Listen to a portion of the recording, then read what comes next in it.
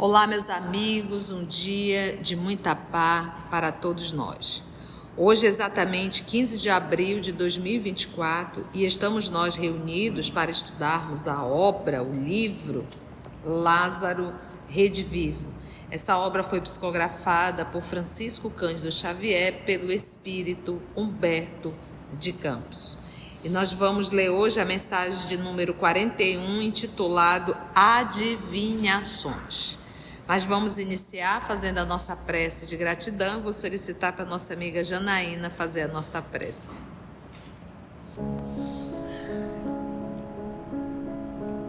Gratidão te damos, Senhor, pela oportunidade desse estudo que nos mostra um pouquinho da verdadeira doutrina espírita.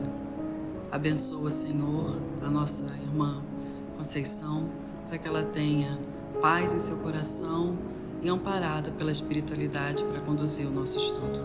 Permaneça conosco hoje e sempre, que assim seja. Adivinhações, Humberto de Campos. Meu amigo, você ainda pertence ao número daqueles que consideram os espíritos desencarnados adivinhadores e pergunta o motivo pelo qual não pulverizamos as afirmativas dos detratores gratuitos e apressados do espiritismo cristão.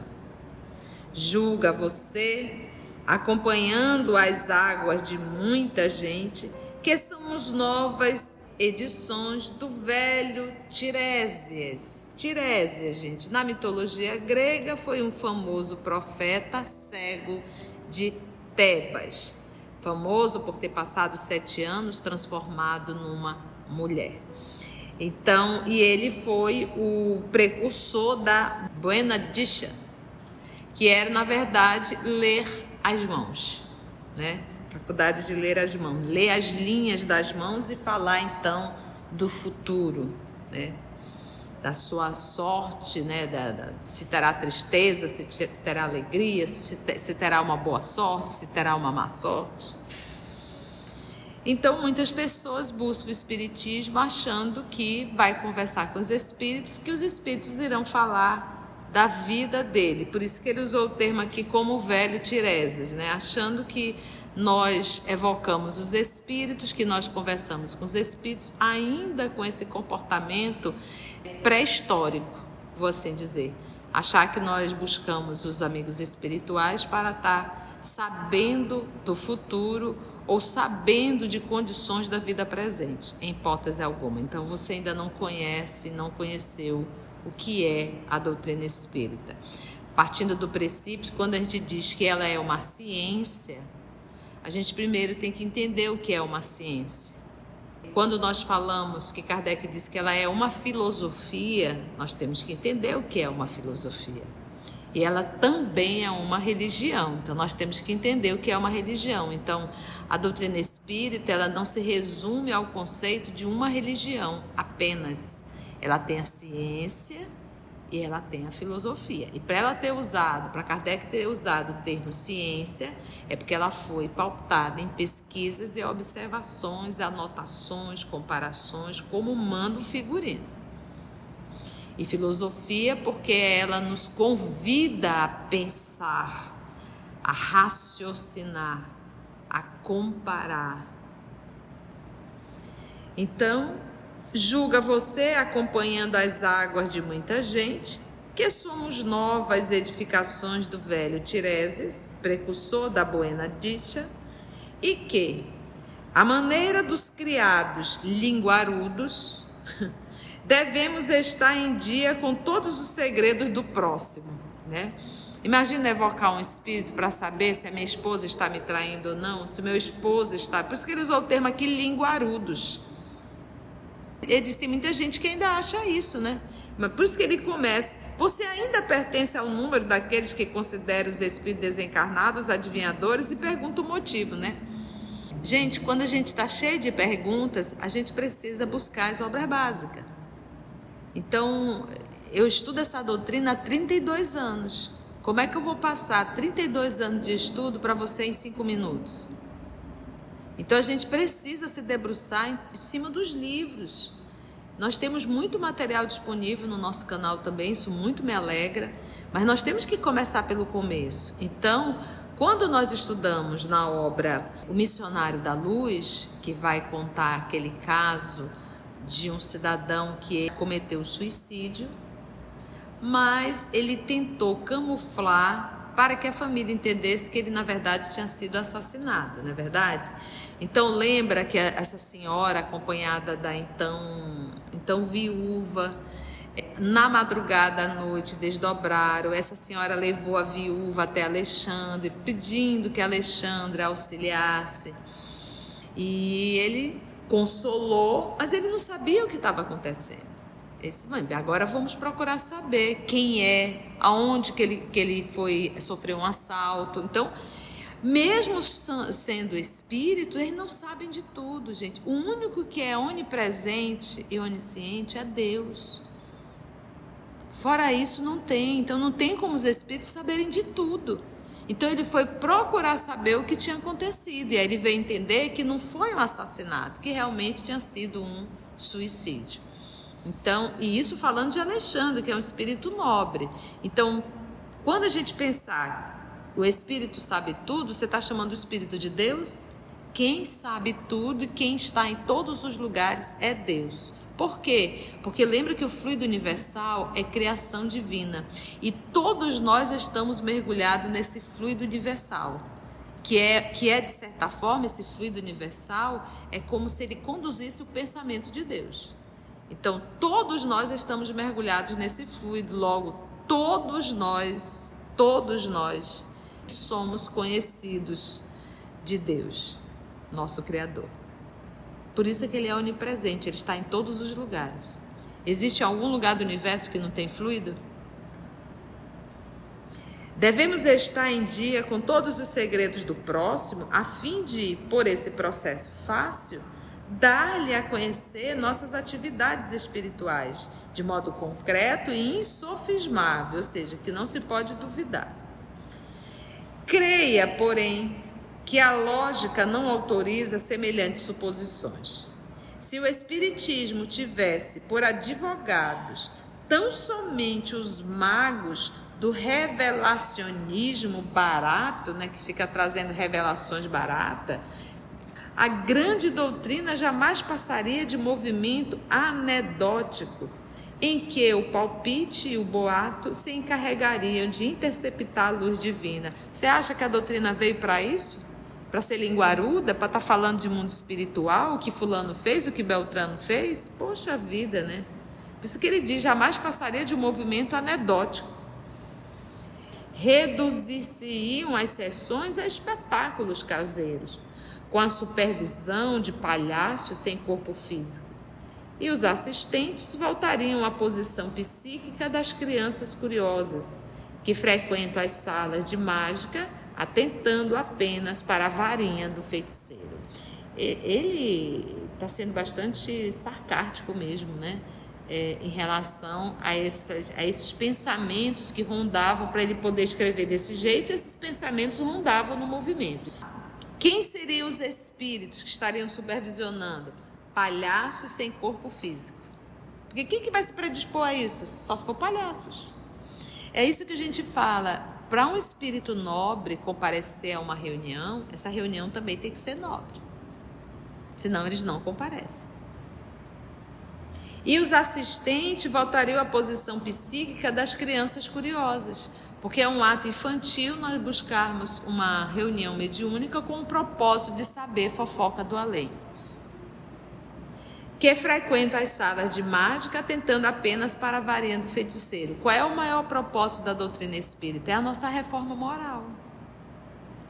Acredita você que a providência divina permitiria o regresso dos mortos apenas para isso? O fenômeno transcendente da comunicação com o plano espiritual estaria circunscrito a meras demonstrações telepáticas?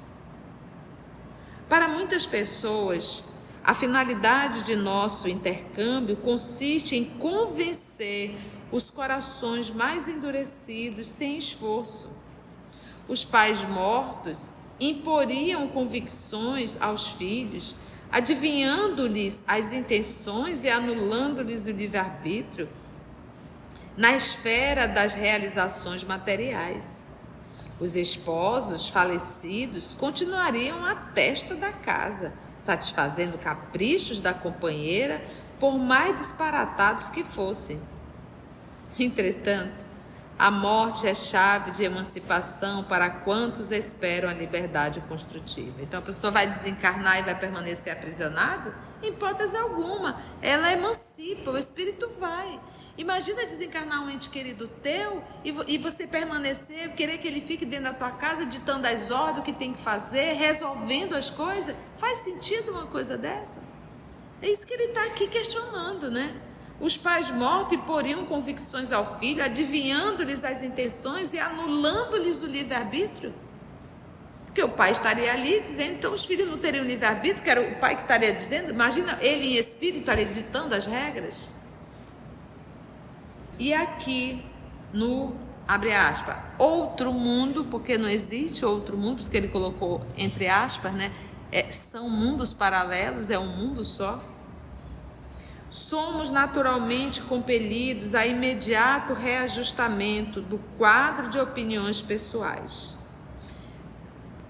Olha, somos naturalmente empurrados, vou usar esse termo, compelidos a imediato reajustamento do quadro de opiniões pessoais. Porque quando nós estamos aqui encarnados, nós estamos limitados à personalidade e às opiniões transitórias. Quando nós voltamos ao mundo espiritual, naquele primeiro momento, a gente fica muito personalidade ainda. Mas depois a gente vai entendendo a nossa condição espiritual e as opiniões vão se modificando. Você passa a ter uma consciência do espírito que é e não da personalidade que era.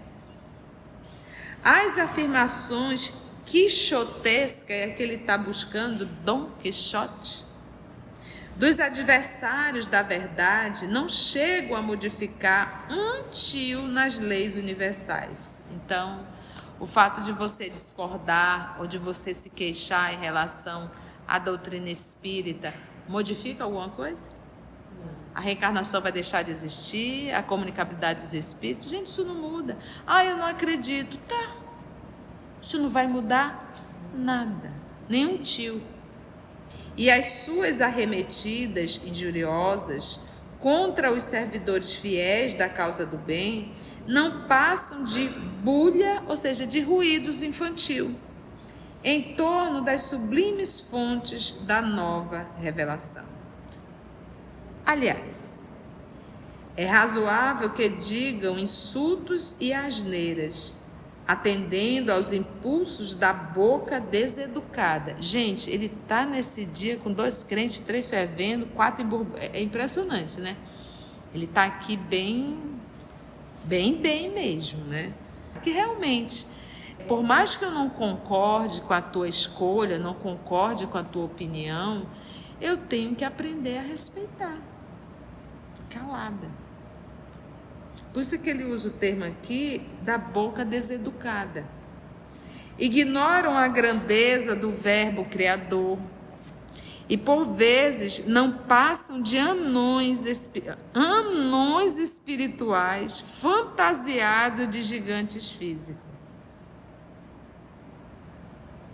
Porque, na verdade, a condição espiritual é mínima, mas aqui na Terra, por conta do título, parece até um gigante.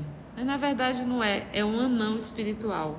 E realmente o nosso ato debochado, a falta de respeito para com o outro, isso tudo mostra que nós somos um anão espiritualmente, porque um ser evoluído espiritualmente, ele respeita muito o seu semelhante. Ele jamais vai colocar o semelhante numa condição vexatória. Não uma alma nobre não faz isso. Então, se fazemos, isso mostra que nós somos anão espiritual. Nós outros, porém, que atravessamos a experiência do sepulcro, não podemos cair no mesmo nível. Ou seja, eu não vou aqui ficar debatendo com vocês, não.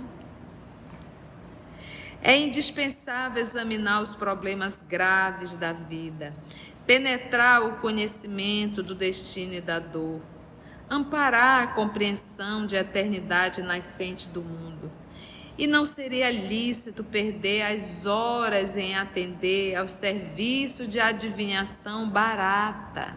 Ou seja, com tanta coisa para se fazer de útil, você acha que esses espíritos nobres irão perder tempo e se submeter a evocações para adivinhações? Nós que não somos lá esses espíritos nobres, mas a gente tem os nossos compromissos, a gente vai se submeter a um grupo que vai estar lá tirando piadinha com a gente? A gente tem tempo para isso? Agora imagine os espíritos nobres. Além disso, é preciso ponderar as deploráveis consequências das informações prematuras. Isso aqui é algo que a gente vai ter que prestar muita atenção. Essa mania de médiuns, de tudo que escuta, tudo que vê, passa para frente. Eu digo que eu posso estar fazendo um diálogo fraterno. Se eu ouvir algo espiritualmente em relação à pessoa, você pode ter certeza que ela não vai saber. Se eu estou recebendo essa informação, é para eu conduzir o diálogo, não é para ela saber. Porque olha só o que aconteceu aqui, olha essa história que ele vai trazer. Além disso, é preciso ponderar as deploráveis consequências das informações prematuras. Referir-se a você, naturalmente, aos belos serviços da psicometria na divulgação da doutrina consoladora. A psicometria é aquela capacidade do médium de pegar um objeto e ele dizer de quem foi esse objeto, como eram as características dessa pessoa, porque os objetos ficam impregnados das nossas vibrações. Chico tinha essa capacidade. Sim, é certo. Não julgue, todavia, que esses trabalhos se efetuam sem o controle das inteligências esclarecidas de nossa esfera de ação. E não só os desencarnados necessitam disciplina em suas doações verbais. Também os médios devem frear mesmo, o desejo de adiantar ilações, do que observam em silêncio. Porque em assuntos de espiritualidade, toda prudência se faz imprescindível. Aí ele vai contar um caso que ele leu. Li em algum lugar a história de um vidente moderno que passava por ser maravilhosamente verdadeiro. Certa vez, foi visitado por um homem que lhe pedia socorro para as aflições psíquicas. Um homem com aflições psíquicas foi atrás desse médium. O cliente, inquieto, trazia consigo um quadro doloroso. O cliente, será que ele pagou? Não sabemos. Na existência passada, fora um homicida. E no campo mental, embora a bênção do esquecimento no renascimento, do ouvido, do esquecimento no renascimento físico, estampava ainda a cena lamentável do pretérito delituoso. Desde a infância, em razão do resgate que deveria levar a efeito, era atormentado de pesadelos e tentações que pareciam sem termo. Então ele lembrava? Não, ele lembrava de que ele tinha sido um assassino? Não, mas ele tinha pesadelos, vinha imagens na cabeça dele. Que é aquilo que a gente diz, eu não preciso fazer uma regressão para saber o que fiz, basta eu olhar o que eu penso e o que eu faço. Aí a gente tem uma leve noção do que trazemos. Se nós começarmos a nos esforçarmos para fazer o bem, isso é novidade. Isso não é repetição. Isso é uma conquista dessa. Tanto é que nós fizemos um esforço para fazer o bem. Agora o mal, os vícios, isso aí é milênio já. Há milênio nós estamos fazendo essas nossas atitudes equivocadas. Já faz muito tempo. Davam-nos os médicos por vítima de perturbações congênitas. E como não lhe solucionavam a questão angustiosa, recorreu ao sensitivo, ao médium, sequioso de paz íntima. O médium, usando a faculdade de penetração noutros domínios vibratórios, e sentindo-se vaidoso da franqueza que lhe era característica, movimentou o cabedal das apreciações próprias e falou-lhe abertamente do que via. Sem o espírito de caridade construtora, gente, como é que eu posso falar para alguém algo que vai deixar essa pessoa pior do que quando entrou? É como diz o Arnaldo Rocha, comentava, isso tem vídeo pelo YouTube, que chegou um cidadão próximo a ele, ao Chico, ele ao lado do Chico, e o cidadão disse, Chico, eu fiz uma regressão na minha reencarnação passada, eu estive no Império Romano e fui não sei quem, e o Chico balançava a cabeça e dizia, que beleza, que beleza. Depois que o cidadão se afastou, o senhor Arnaldo Rocha disse, mas Chico, você sabe que isso é conversa, Chico. Por que você concordou? Ele disse, Arnaldinho, ele estava tão feliz. Eu vou tirar isso dele? E é isso que a gente vai aprendendo. Às vezes as pessoas chegam, contam histórias que são totalmente desconexas em relação a que ouviu em reunião mediúnica de um espírito, mas a pessoa está tão feliz com aquilo, eu não vou tirar. Recebi uma psicografia do meu filho, olha aqui, leia, tu vai ler, não tem uma particularidade, mas você acha que eu vou tirar essa alegria da mãe? Não vou. Diga, que bom que ele está bem, né? Pronto. Então é esse tipo de comportamento que nós temos que começar. Da mesma forma, se a gente percebe um espírito perverso no momento do diálogo, eu jamais vou olhar para a pessoa, olha, tem um espírito perverso aqui te perseguindo. É por isso que você está assim. Se eu falar isso, o que vai acontecer? A criatura entrou perturbada, vai sair perturbada 2 vezes mais. E detalhe, agora tendo consciência que existe um espírito e ele pode entrar no processo, inclusive, de adoecimento mental. Porque ele vai ficar olhando todo tempo para o lado, achando que tem espírito, Então, olha o perigo, gente. Sem o espírito de caridade construtora, concluiu o vidente, loquaz, falante, que o quadro significava assassinato em futuro próximo.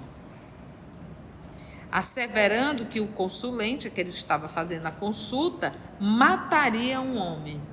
Gente, ele viu um quadro, mas ele está vendo um quadro do passado, mas ele está achando que esse quadro será do futuro.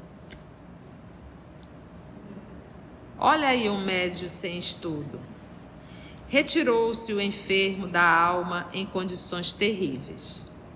Sugestionado pelo médium vigilante, passou a viver muito mais do passado criminoso, reconstituindo instintivamente as ideias sinistras de outra época. Linkou, entendeu? Fez com que ele acessasse os seus arquivos e ele se identificou novamente com aquele comportamento que teve outrora. Deveria matar alguém e preparou-se para o horrível acontecimento. Correram os anos, 1, 2, 3, 4... O enfermo procurou eliminar diversos parentes e amigos sem resultado. Tinha que matar alguém. Perdera o contato com o trabalho sadio. A ideia fixa do crime empolgava-o. Não dormia, alimentava-se mal e convertera-se em perigoso alienado fora do hospício. A sua situação continuava angustiosa quando, certa noite, encontrou um homem a meditar numa ponte solitária. Não teria chegado o momento? Pensou ele. Não lhe cabia assassinar um homem? Perturbado e aflito, precipitou-se sobre o desconhecido e apunhalou-o. Mais alguns instantes aclarava-se a identidade do morto. O assassinado era o vidente, fornecedor do pensamento inicial do creme. A ideia pequena e insignificante a princípio desenvolvera-se, crescera e agira contra o seu próprio Criador. Compreende você a responsabilidade dos que fazem conclusões precipitadas ou que adiantam informações prematuras? Responderemos por todas as imagens mentais que criarmos nos cérebros alheios. Natural, portanto, nosso retraimento em matéria de pareceres inoportunos e novidades sensacionais. A obra evolutiva de cada um de nós pede tempo e experiência. Se você deseja cooperar nas fileiras do espiritismo cristão, instrua-se no conhecimento da verdade e edifique-se na prática do bem, abstendo-se de exigir o concurso dos seus amigos desencarnados no campo do relacionismo fácil. Divulgue onde você vive e trabalha a mensagem de boa vontade e colaboração evangélica que a fé e o esforço próprio gravaram em seu coração. Quanto aos detratores e perseguidores vulgares, comuns, não lhes concedo o apreço que estão muito longe de merecer. Entregue-os à luz abençoada da consciência, porque o sofrimento e a morte se encarregarão de transformá-los num instante oportuno. E ele vinculou aqui a divulgue onde você vive e trabalha a mensagem da boa vontade e colaboração evangélica, que a fé e o esforço próprio gravaram. Que é aquilo que a gente aprende, que a maior divulgação do Espiritismo são as nossas atitudes. Foi bom? Ficou a lição, o cerne da questão? Médio tem que falar tudo? Em absoluto, né, gente? Muito bom, gente. Antes de orarmos em agradecimento, vamos ouvir algumas considerações da tia que destacamos neste estudo para a reflexão dos ensinamentos. Vamos aos destaques da tia? Gente, quando a gente está cheio de perguntas, a gente precisa buscar as obras básicas. Quem sabe tudo e quem está em todos os lugares é Deus. Por quê? Porque lembra que o fluido universal é criação divina. E todos nós estamos mergulhados nesse fluido universal. Que é, de certa forma, esse fluido universal é como se ele conduzisse o pensamento de Deus. Então, todos nós estamos mergulhados nesse fluido. Logo, todos nós somos conhecidos de Deus, nosso Criador. Por isso é que Ele é onipresente, Ele está em todos os lugares. Existe algum lugar do universo que não tem fluido? Qual é o maior propósito da doutrina espírita? É a nossa reforma moral. Porque quando nós estamos aqui encarnados, nós estamos limitados à personalidade e às opiniões transitórias. Quando nós voltamos ao mundo espiritual, naquele primeiro momento, a gente fica muito personalidade ainda. Mas depois a gente vai entendendo a nossa condição espiritual e as opiniões vão se modificando. Você passa a ter uma consciência do espírito que é e não da personalidade que era. Com tanta coisa para se fazer de útil, você acha que esses espíritos nobres irão perder tempo e se submeter a evocações para adivinhações? A psicometria é aquela capacidade do médium de pegar um objeto e ele dizer de quem foi esse objeto, como eram as características dessa pessoa, porque os objetos ficam impregnados das nossas vibrações. Chico tinha essa capacidade. Preciso fazer uma regressão para saber o que fiz. Basta eu olhar o que eu penso e o que eu faço. Aí a gente tem uma leve noção do que trazemos.